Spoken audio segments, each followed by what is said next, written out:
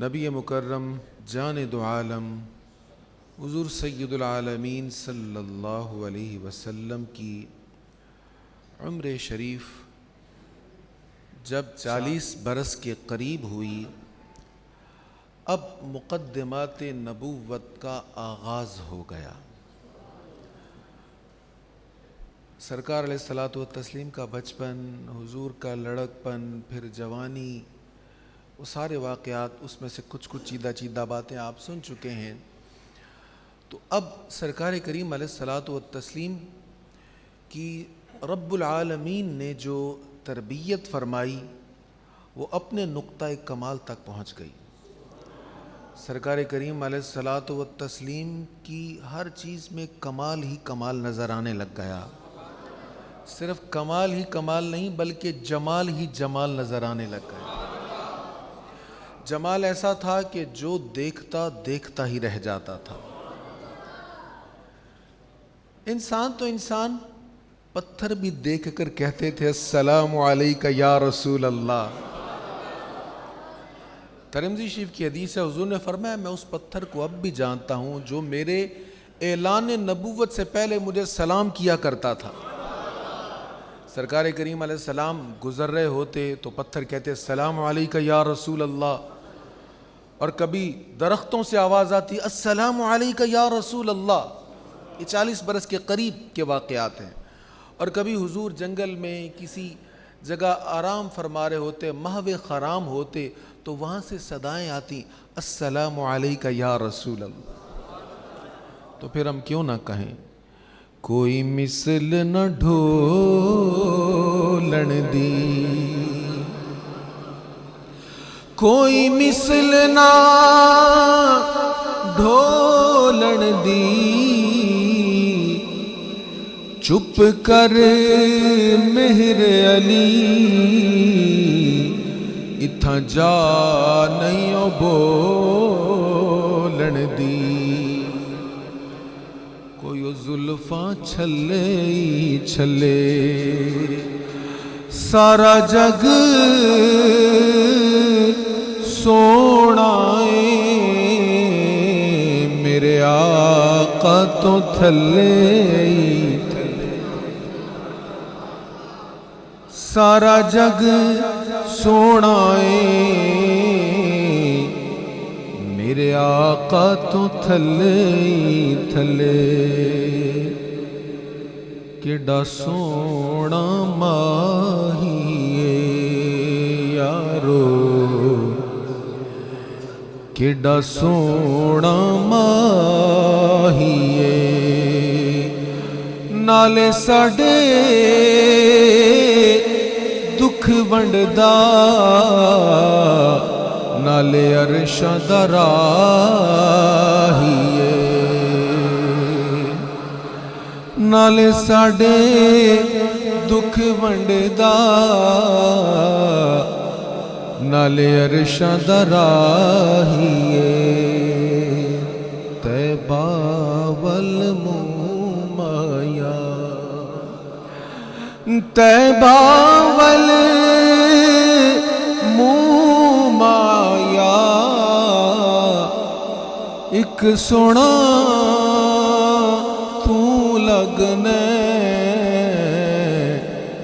پھر دو جاوے تو مایا۔ اس نے جمال کمال تک پہنچ گیا۔ پتھر سلام کر رہے ہیں، درخت سلام کر رہے ہیں۔ ایک روایت مولا علی سے بھی کہتے ہیں میں حضور کے ساتھ جا رہا تھا، آوازیں آ رہی تھی السلام علیک یا رسول اللہ، السلام علیک یا رسول اللہ۔ میں نے کہا حضور آواز دینے والا کو نظر نہیں آ رہا، فرمایا علی یہ شجر و حجر مجھے سلام کر رہے ہیں۔ سبحان اللہ۔ سرکار کریم علیہ الصلاۃ والتسلیم آرام فرما رہے ہوتے، خواب میں آپ کو جو دکھایا جاتا، صبح جب آپ بیدار ہوتے تو جو خواب میں دکھایا گیا تھا بالکل اسی طرح نظر آ رہا ہے۔ یہ رویائے صادقہ ہیں، پہلی وحی سے پہلے رویائے صادقہ آپ ملاحظہ فرما رہے دیکھ رہے ہیں، تاکہ بار نبوت اٹھانا آپ پر ثقیل نہ ہو۔ رات خواب دیکھتے ہیں اور جو رات کو خواب میں دیکھا تھا صبح وہی منظر ہو بہو نظر آ رہا ہے، وہی بالکل اسی طرح نظر آ رہا ہے۔ حضور علیہ الصلاۃ والتسلیم اب رب کے ساتھ مزید لو لگ جاتی ہے، مزید قربتوں کی لذت کو دل چاہتا ہے، خلوت پسند کرنے لگ جاتے ہیں، لوگوں سے تنہائی پسند کرتے ہیں، اور مولا سے لو لگانے کے لیے میرے آقا کریم علیہ السلام غار حرا میں تشریف لے جاتے ہیں۔ کئی دن حضور کا وہاں پر قیام رہا، 1 ماہ سے زیادہ بھی قیام رہا آپ کا۔ آپ وہاں پر تشریف لے جاتے، کھانے کے لیے کچھ سامان ساتھ لے جاتے، وہیں پر آپ کا کئی دن قیام ہوتا، وہیں پر عبادت جاری و ساری رہتی، اور پھر آپ واپس تشریف لاتے ام المؤمنین سیدہ خدیجہ رضی اللہ تعالی عنہا کے پاس، مختصر قیام ہوتا، اور پھر کھانے پینے کا سامان لے کر آپ پھر وہاں پر تشریف لے جاتے۔ اللہ کریم توفیق دے ہم مکہ شریف جائیں، مدینہ شریف جائیں، تو جنہوں نے نہیں دیکھا میں کہوں گا ایک بار ضرور غار حرا میں حاضر ہوں، اسی نیت کے ساتھ کہ کبھی ان راستوں سے گزرتے ہوئے ہمارے آقا بھی گئے تھے صلی اللہ علیہ وسلم۔ حضور علیہ الصلاۃ والتسلیم کا حرا میں ہی قیام تھا کہ وہ لمحہ آ گیا جب پہلی وحی نازل ہونا تھی، جبریل امی حاضر خدمت ہو گئے، عرض کی اقرأ، سرکار کریم علیہ السلام نے جواب دیا ما انا بقارئ، پھر کہا اقرأ، حضور نے پھر کہا ما انا بقارئ، پھر کہا اقرأ، کہا جا رہا ہے پڑھ، اور حضور فرماتے میں پڑھنے والا نہیں ہوں، ما انا بقارئ۔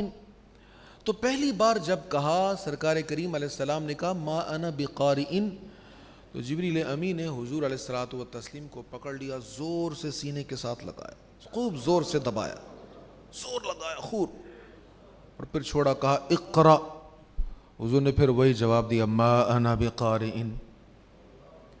دوسری بار پھر پکڑا، پھر زور سے سینے کے ساتھ لگایا، خوب دبایا، سرکار کریم علیہ السلام نے اس دبانے کی شدت کو محسوس کیا، پھر کہا اقرأ، حضور نے پھر فرمایا ما انا بقارئ۔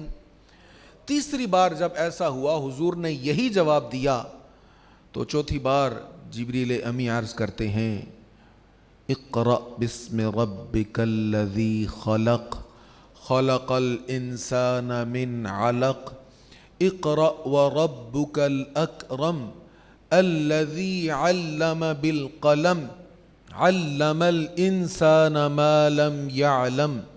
جب یہ پڑھا کہ پڑھیے اپنے رب کے نام سے پڑھیے، تو سرکار کریم علیہ السلام نے پھر یہ نہیں کہا ما انا بقارئ، پھر حضور نے بھی پڑھا اقرأ بسم ربک الذی خلق خلق الانسان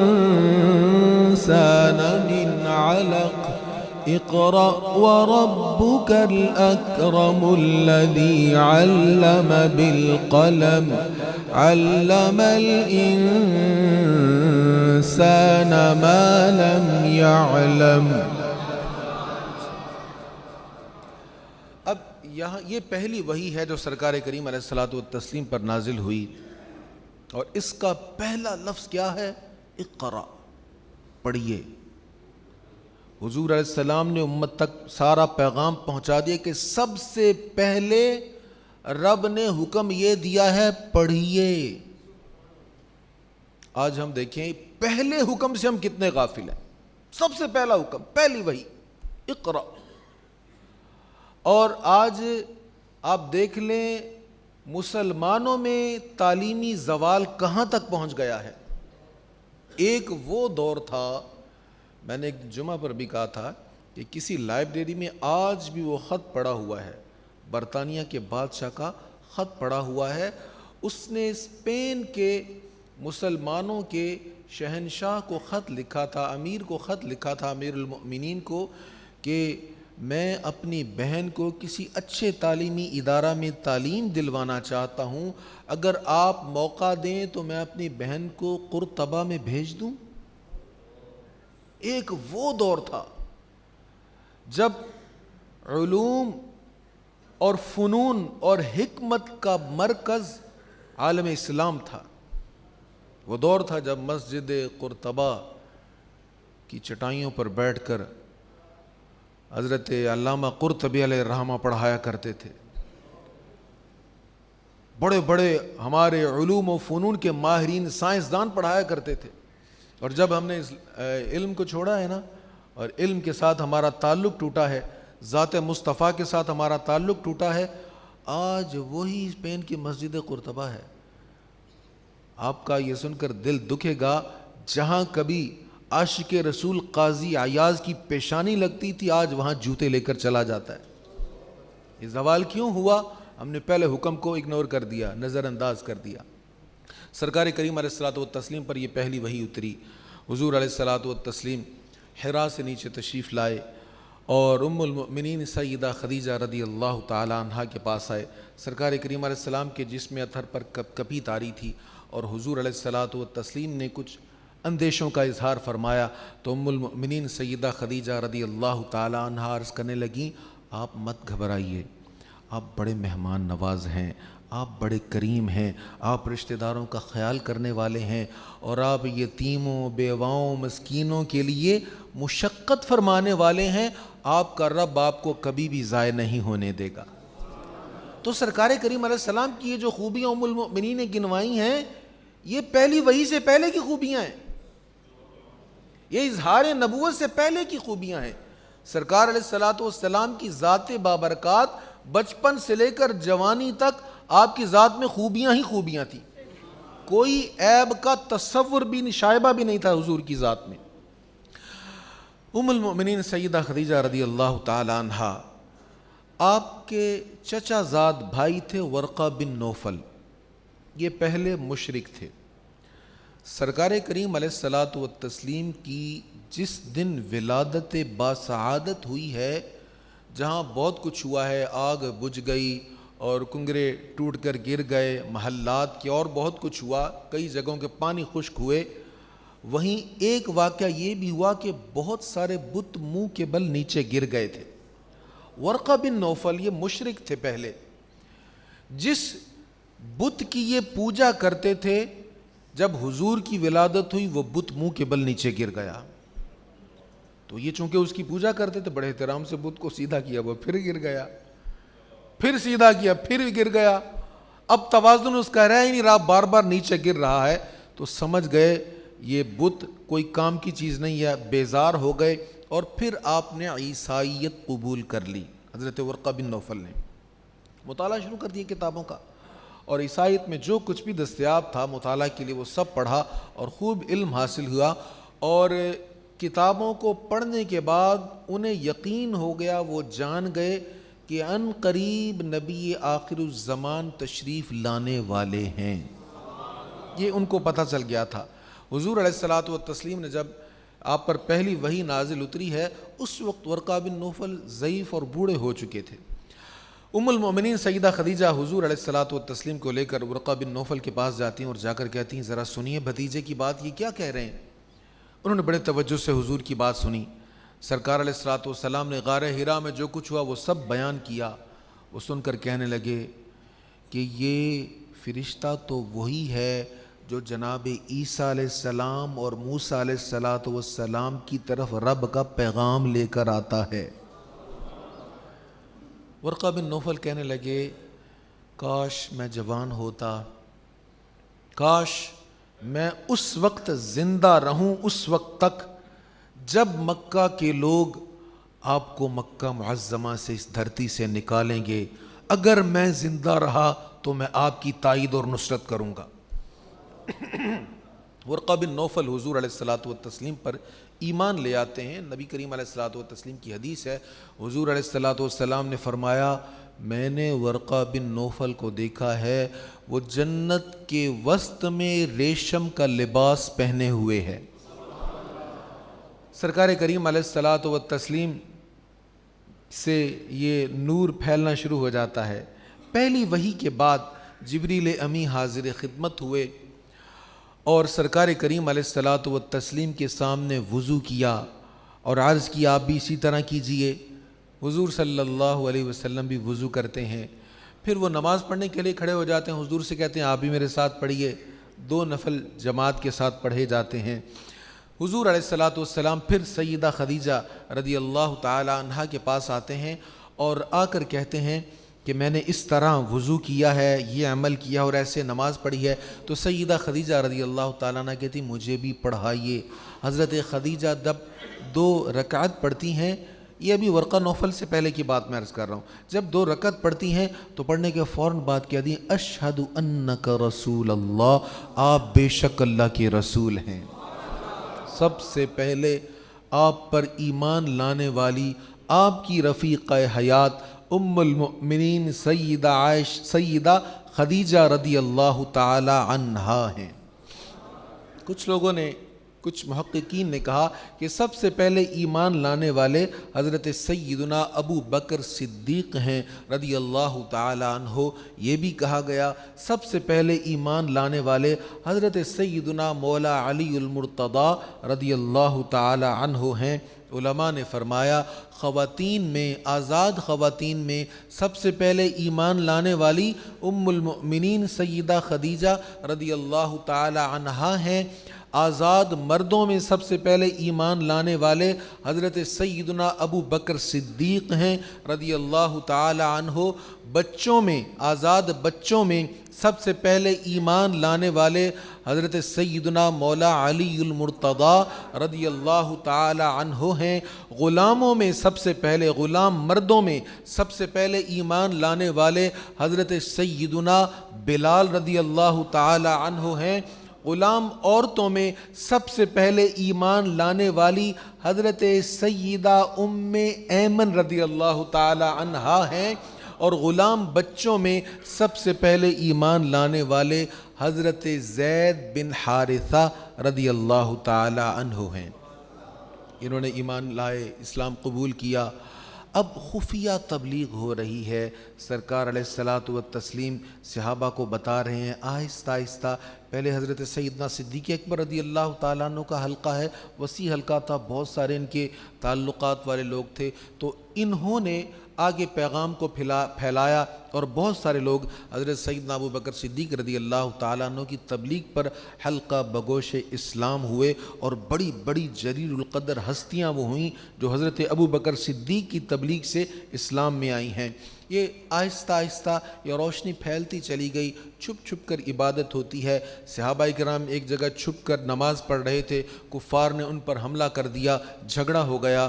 سرکار کریم علیہ الصلاۃ والتسلیم نے سوچا ایک الگ مقام کا انتخاب کر لیا جائے، اور حضور علیہ الصلاۃ والسلام نے حضرت ارقم کے گھر کا انتخاب کیا، جسے دار ارقم کہا جاتا ہے۔ یہ صفا کی چوٹی پر گھر تھا، اور پھر 3 سال تک یہی تعلیم، حکمت اور تبلیغ کا ہیڈ کوارٹر رہا۔ سب سے پہلا ہیڈ کوارٹر، سب سے پہلا مرکز اسلام حضرت ارقم رضی اللہ تعالی عنہ کا گھر تھا۔ آہستہ آہستہ رفتہ رفتہ یہاں پر حضور علیہ السلام غلاموں کی تربیت فرماتے رہے، اور حکمت اور علم سے اپنے غلاموں کو لبریز کرتے رہے، اور پھر 40واں فرد اسلام میں داخل ہو گیا۔ 40واں فرد بڑا کمال کا شخص تھا، پہلے والا بھی کمال میں کم نہیں تھے، لیکن یہ کچھ الگ خوبیوں کا مالک تھا۔ اس نے کہا آقا جب ہم سچے ہیں تو چھپ چھپ کر عبادت کیوں کریں؟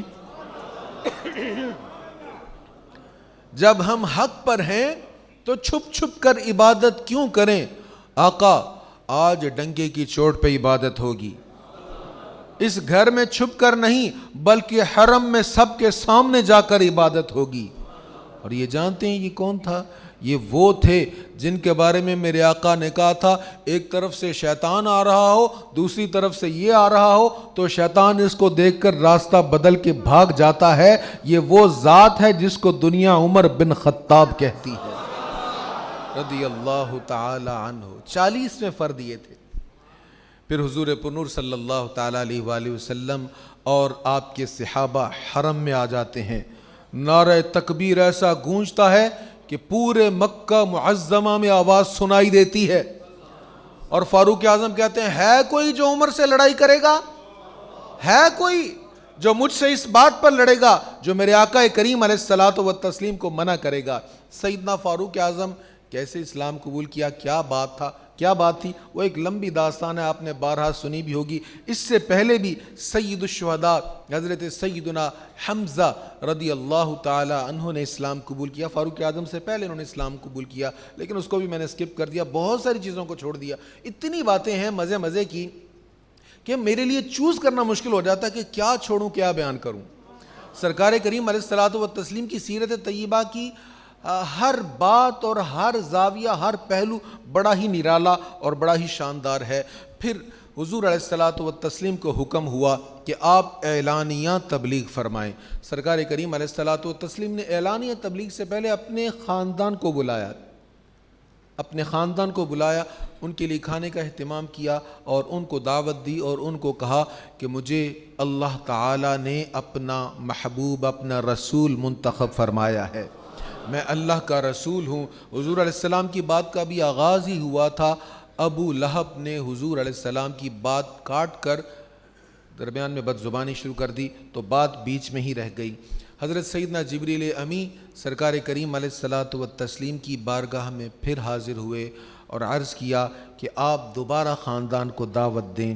حضور صلی اللہ تعالیٰ علیہ وآلہ وسلم نے پھر دعوت دی، پھر سب کو بلایا اور تمہید باندھی، اور پھر حضور علیہ الصلاۃ والسلام نے کہا واللہ اللہ کے سوا کوئی عبادت کے لائق نہیں اور میں اللہ کا رسول ہوں۔ حضور علیہ الصلاۃ والسلام نے فرمایا یاد رکھو جیسے تم رات کو سو جاتے ہو نا، ایسے ہی ایک دن تم مر جاؤ گے۔ یاد رکھو جیسے تم نیند پوری کر کے صبح اٹھ جاتے ہو، ایسے ہی ایک دن جب قیامت کا دن ہوگا تمہیں اٹھا کے اللہ کے حضور حاضر کر دیا جائے گا، پھر تمہارے اعمال کو دیکھا جائے گا، جس کے اعمال اچھے ہوں گے اس کو ہمیشہ کے لیے جنت میں بھیج دیا جائے گا، اور جس کے اعمال برے ہوں گے اس کو ہمیشہ کے لیے دوزخ میں بھیج دیا جائے گا۔ سرکار کریم علیہ الصلاۃ والتسلیم گفتگو فرما رہے تھے، دوران گفتگو ابو لہب نے پھر بد زبانی شروع کر دی۔ حضور علیہ الصلاۃ والتسلیم کی پھوپھی جان حضرت صفیہ رضی اللہ تعالی عنہا یہ ابو لہب پر برہم ہوئیں اور کہنے لگی کیا تجھے پتہ نہیں، اتنے علماء سے ہم سے سنا ہے کہ عبد المطلب کی اولاد میں ایک نبی ہوگا، اور وہ جو علماء نے کہا تو اس کو جھٹلا رہا ہے۔ میں تصدیق کرتی ہوں علماء نے جو کہا تھا وہ ٹھیک تھا، اور اس کا مصداق محمد کے سوا اور کوئی نہیں، میں ان کا کلمہ پڑھتی ہوں، تصدیق کرتی ہوں اور ان پر ایمان لاتی ہوں۔ حضرت صفیہ رضی اللہ تعالی عنہا ایمان لے آئیں۔ احد کے میدان میں یہ حضرت صفیہ ہی تھیں جو دو چادریں لے کر آئی تھیں اور عرض کرنے لگیں یا رسول اللہ صلی اللہ علیہ وسلم میرے بھائی حمزہ کو اس سے کفن دے دیں، یہ دو چادروں سے کفن دے دیں، کپڑا نہیں تھا نا۔ پہلے کہنے لگیں یا رسول اللہ مجھے دکھائیے میرا بھائی کہاں ہے۔ حضور اسلام نے فرمایا پھوپھی جان آپ دیکھ نہیں پائیں گی، ظالموں نے جیسا ظلم کیا ہے آپ سے ضبط نہیں ہوگا، آپ صبر نہیں کر پائیں گی۔ عرض کی آقا میں وعدہ کرتی ہوں میں صبر کروں گی، اور پھر واقعی صبر کرنے کا حق ادا کر دیا۔ چادریں پیش کیں، میرے بھائی کو اس سے کفن دیں۔ حضور علیہ السلام نے فرمایا پھوپھی جان یہ دونوں چادروں سے حمزہ چچا کو ہی کفن دینا ہے تو میرے مصعب بن عمیر کا کیا ہوگا؟ اور مصعب بن عمیر وہ صحابی تھے، مکہ معظمہ میں سب سے حسین سب سے مہنگا لباس مصعب بن عمیر پہنتے تھے، بڑی پیاری زلفیں تھیں، بڑے پیارے بال تھے ان کے، اور سب سے مہنگی خوشبو لگاتے تھے۔ ان کی خوشبو اتنی مشہور تھی جدھر سے گزر جاتے لوگ پہچان لیتے یہاں سے لگتا مصعب گزر کے گیا ہے۔ لیکن جب اسلام قبول کیا تو والدہ نے سب کچھ چھین لیا، کپڑے بھی اتار لیے، حبشہ کی طرف ہجرت انہوں نے کی، اور پھر حضور علیہ السلام کی بارگاہ میں حاضر ہوئے تو پیوند لگا ہوا ٹاٹ پہنا ہوا ہے۔ سرکار کریم علیہ السلام نے دیکھا تو حضور کی آنکھوں میں آنسو آ گئے کہ وہی میرا غلام ہے جس کا سب سے قیمتی لباس ہوتا تھا، آج میری محبت میں پیوند لگا ٹاٹ پہن کر بھی خوش نظر آ رہا ہے۔ تو سرکار نے فرمایا صفیہ یہ میرا مصعب بن عمیر ایسے ہی رہ جائے گا، ایسا کرو ایک چادر حمزہ کو دے دو، ایک چادر مصعب کو دے دو۔ عرض کی حضور جیسے آپ کو پسند ہو۔ اب چادر ایک تھی حضرت مصعب بن عمیر کو، ان کے بدن کو اس سے ڈھانپ دیا گیا، دوسری چادر سید الشہداء حضرت حمزہ رضی اللہ تعالیٰ عنہ پر ڈالی گئی۔ سر ڈھانپتے تھے تو پیر ننگے ہو جاتے تھے، پاؤں ڈھانپتے تھے تو سر ننگا ہو جاتا تھا۔ عجیب منظر تھا، صحابہ کی ہچکیاں بند گئیں کہ کیسا منظر ہے۔ حضور علیہ السلام کی بارگاہ میں عرض کی، کریم آقا صلی اللہ علیہ وسلم نے فرمایا چہرے کو چادر سے ڈھانپ دو اور پیروں پر گھاس ڈال دو۔ اس طرح سید الشہداء کی تدفین ہوئی۔ ایک صحابی، بہت وقت گزرنے کے بعد ایک صحابی کھانا کھانے کے لیے بیٹھے، بیٹے روایت کرتے ہیں، نام میرے ذہن میں نہیں اس وقت، وہ کہنے لگے کھانا میں نے ابا جی کے سامنے رکھا، یہ والد گرامی احد کی لڑائی میں موجود تھے، کہتے کھانا میں نے رکھا تو بھنا ہوا گوشت تھا، تو کھانا دے کر ابا جی رونے لگ پڑے، ایک لقمہ توڑا، منہ کی طرف لے جانے لگے، پھر رکھ دیا۔ میں نے کہا ابا جی اس میں رونے والی کیا بات ہے؟ کھانا سامنے آیا۔ کہتے مجھے احد کا منظر یاد آ گئے، مجھے وہ جنگ یاد آ گئی، مجھے وہ حالت یاد آ گئی ہے کہ جب کھانے کو بھی میسر نہیں تھا، کفن کے لیے کپڑا میسر نہیں تھا، آج میرے سامنے بھنا ہوا گوشت پڑا ہوا ہے، آج اتنی نعمتیں مجھے ملی ہوئی ہیں رب کی، مجھے ڈر لگ رہا ہے کل قیامت کے دن کہیں رب یہ نہ کہے کہ تو نے جتنی نیکیاں کی تھی اس کے بدلے میں تجھے دنیا کی بڑی نعمتیں مل گئیں، مجھے یہ ڈر لگ رہا ہے۔ میرے بھائیو سوچیں صحیح، آج ہمارے پاس کتنی نعمتیں ہوتی ہیں، کتنا کچھ ہوتا ہے، پر ہماری زبان شاکر نہیں ہوتی۔ حضور صلی اللہ تعالیٰ علیہ وآلہ وسلم کی پھوپھی جان حضرت صفیہ رضی اللہ تعالیٰ عنہا نے اسلام قبول کیا۔ اسی مجلس میں سرکار کریم علیہ الصلاۃ والتسلیم نے اب دعوت کو مزید عام کیا۔ حضور علیہ الصلاۃ والسلام کوہ صفا پر چڑھ گئے، صفا پہاڑی پر، جس سے سعی کا آغاز ہوتا ہے، صفا مروہ، تو صفا مروہ سے زیادہ بلند تھی، اور یہاں سے آپ نے اعلانیہ تبلیغ کا آغاز فرمایا۔ آپ نے فرمایا یا معاشر القریش، یا معاشر القریش، یا معاشر القریش، اے قریش کے گروہ، اے قریش والو آ جاؤ، سارے سب کٹھے ہو گئے اور حضور علیہ الصلوۃ والتسلیم کی بات سننے کے لیے آ گئے۔ اب وہاں پر لوگوں کا ہجوم ہو گیا۔ سرکار کریم علیہ السلام نے فرمایا مجھے یہ بتاؤ، اگر میں تمہیں یہ کہوں کہ پہاڑ کے پیچھے سے ایک لشکر حملہ کرنے والا ہے تو کیا میری بات پر یقین کرو گے؟ بالکل کریں گے جی۔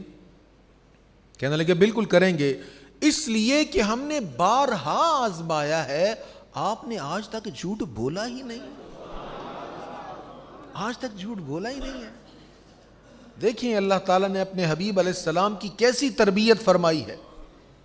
اعلان نبوت سے پہلے سرکار کریم علیہ الصلوۃ والتسلیم نے اپنی شخصیت کا لوہا منوایا ہے، اپنے کردار کی عظمت کا اعتراف کروایا ہے۔ آپ جو کہیں گے سچ ہے، کیونکہ آج تک کبھی آپ نے جھوٹ نہیں بولا۔ حضور علیہ السلام نے فرمایا پھر سنو، مجھے اللہ تعالیٰ نے نبی بنایا ہے، میں اللہ کا سچا نبی ہوں، میں تمہیں عذاب سے ڈرانے کے لیے آیا ہوں۔